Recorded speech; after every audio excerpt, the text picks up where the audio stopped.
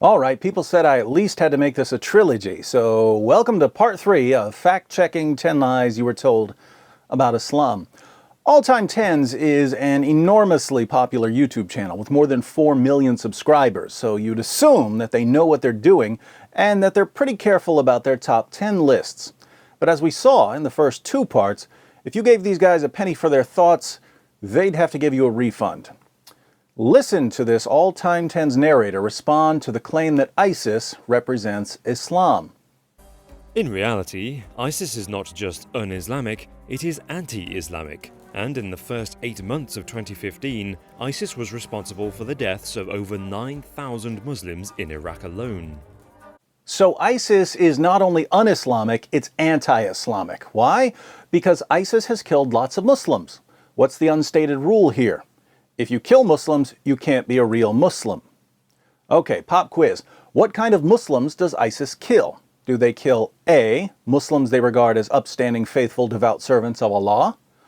Or B, Muslims they regard as hypocrites and apostates?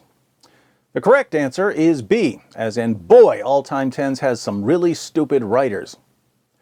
Why do we need to point out that ISIS kills Muslims they regard as hypocrites and apostates?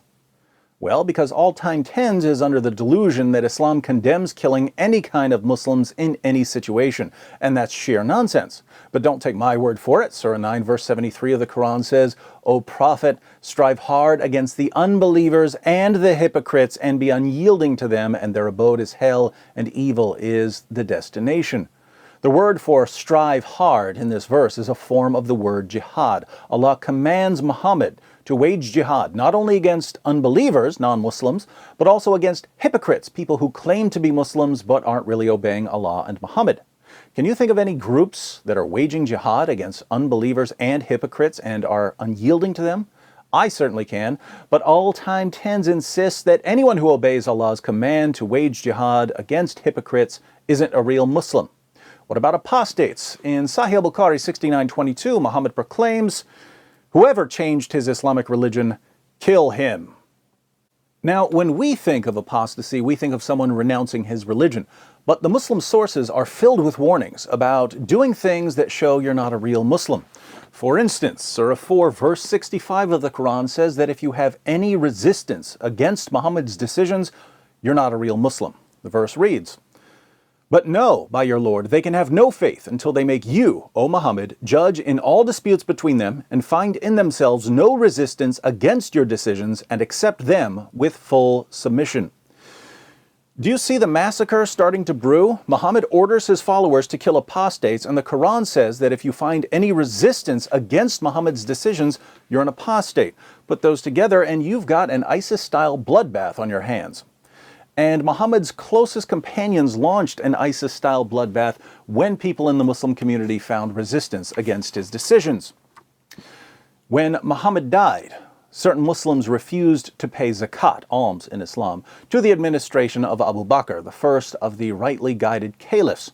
Abu Bakr said that if they don't pay their zakat the way Muhammad taught, they're apostates. Sahih al-Bukhari 72:84. Narrated Abu Huraira, when Allah's messenger died and Abu Bakr was elected as a caliph after him, some of the Arabs reverted to disbelief. Notice that the passage says that these people reverted to disbelief. It turns out that the people discussed in this passage simply weren't paying their zakat properly, and this was enough to put them in the apostate category. Umar said to Abu Bakr, "How dare you fight the people?" while Allah's messenger said, "I have been ordered to fight the people till they say, La ilaha illallah, there is no God but Allah. And whoever says La ilaha illallah saves his wealth and his life from me, unless he deserves a legal punishment justly, and his account will be with Allah."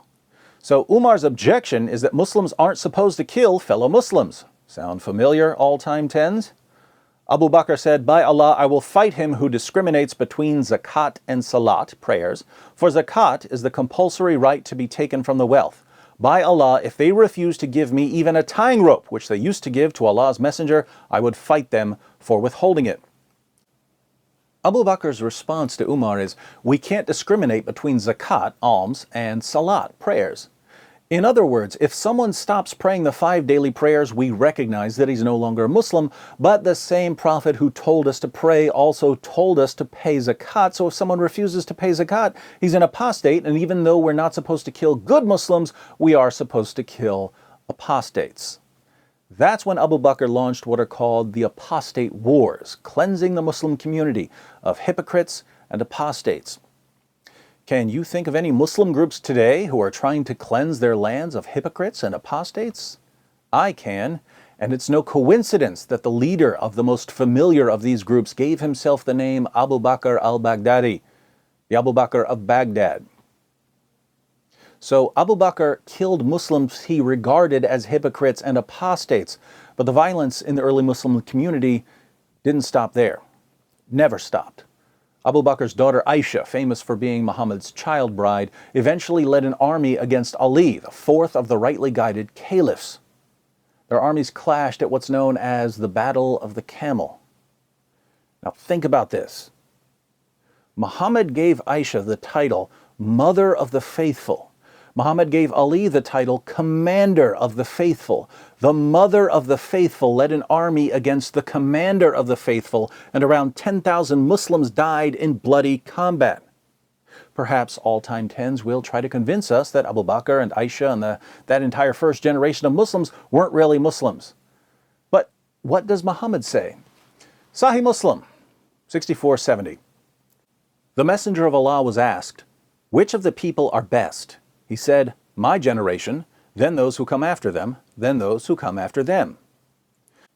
Sahih Muslim 6478.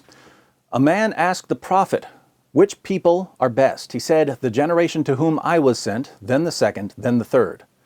What's the best generation of Muslims? According to Muhammad, the first generation. But the first generation of Muslims almost annihilated itself by butchering one another as hypocrites and apostates. And yet the brilliant scholars of Islam over at All Time Tens, along with politicians and reporters around the world, tell us that ISIS isn't Islamic because ISIS kills Muslims whom they happen to regard as hypocrites and apostates. Well, I'm sick of arguing, so I'm just going to grant what All Time Tens and President Obama and Prime Minister Cameron say. If you kill Muslims of any kind, you're not a Muslim. But let's follow this claim through to the logical conclusion. The first generation of Muslims killed Muslims, so the first generation of Muslims weren't really Muslims. And Muhammad said that those Muslims were the best Muslims ever. If the best Muslims ever weren't even Muslims, then there are no Muslims and Islam is a dead religion. So, in their effort to rescue Islam from criticism, All Time Tens ends up obliterating Islam and insulting all Muslims. Great job, All Time Tens. Remind me never to get on your good side.